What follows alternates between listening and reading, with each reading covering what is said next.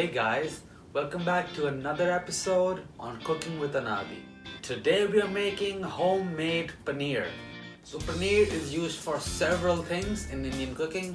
It can be used to make stuffed paranthas, various amount of curries including spinach curries, a vegetarian version of butter chicken, and my recent favorite Shahi Paneer, which you can see the link for right up here.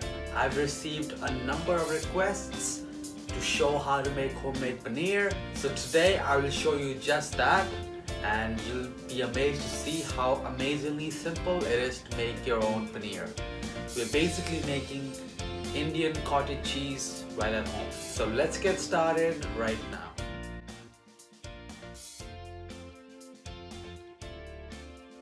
So for this you will need whole milk or 2% milk and buttermilk to help curdle the milk and make the cheese. Now you can also use lemon juice to make the paneer instead of buttermilk in case your store doesn't sell that.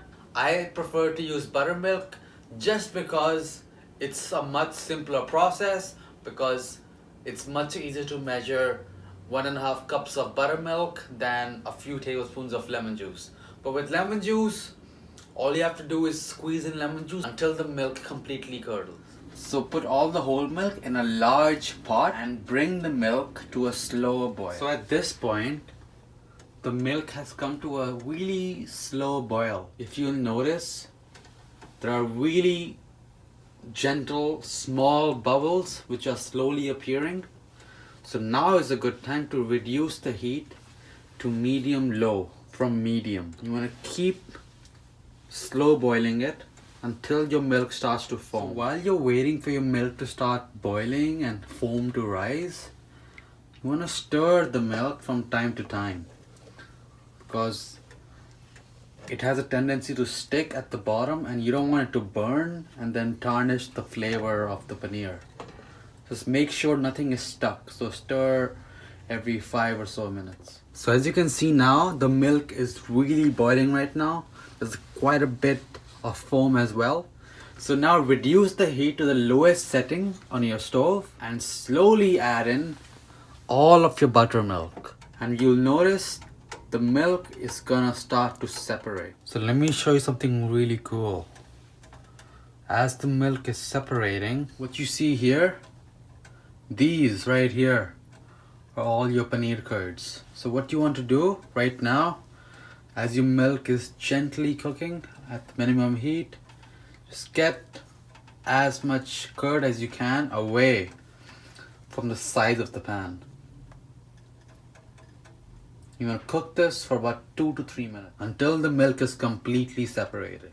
So now it looks like most of the solids have been formed, since the liquid around here is really thin and runny right now. So now, since I'm using an electric burner, I'm gonna move my pot to a cold burner and cover the pan. And now just let this rest for 10 to 15 minutes to allow it to cool slightly. So here I have a large bowl, and then I have a cheesecloth lined colander here. It's lined with cheesecloth, and this is where we're going to put our paneer. Make sure there's enough extra cheesecloth left to help wrap the paneer up once you're done.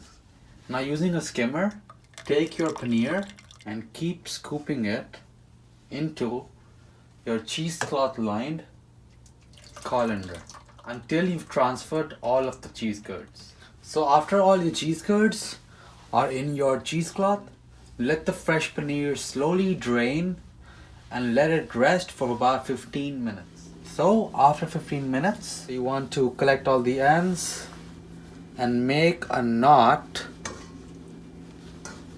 as close as you can to the actual paneer curds.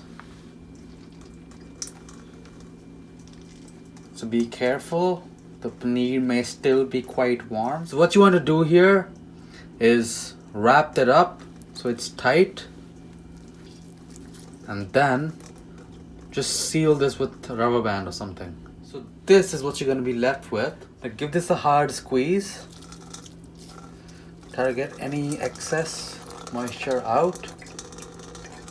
Now untie this knot out of the cheesecloth and put it on a large plate. So there's still excess moisture in it, so we want to put some heavy weight on it just so that we can get all that out, but we don't want to rush it.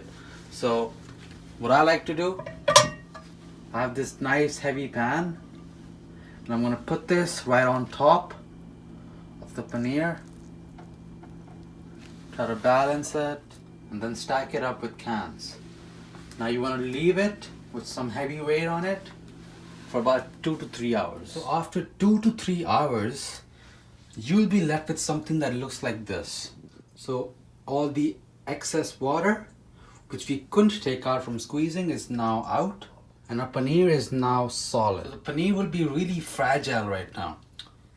So a good trick which I learned is you transfer the plate into a freezer for 15 minutes so that your paneer becomes solid, so it's easier to cut later. So now transfer your paneer onto a cutting board using a spatula. Be really gentle while doing so. And now if you want, you can cut this into 1-inch cubes or 1/2-inch cubes as you prefer. Portion it up and freeze it. If you want to use it right away, you can use it. Otherwise you can keep it in the fridge for up to 1 week. There you have it, guys. For all you people who said I can't find paneer near my house, you can now make it by yourself, which will be much better than anything store-bought, at least in North America, and you're gonna have a lovely dinner. I hope you guys like this video. Be sure to check out all the recipes which include paneer on my channel. Leave me a like and a comment down below if you want to see more awesome recipes with homemade fresh paneer. You can subscribe by clicking the link down below, and don't forget to follow me on all my social media handles, which will be linked down below. I'll see you guys again on the next one.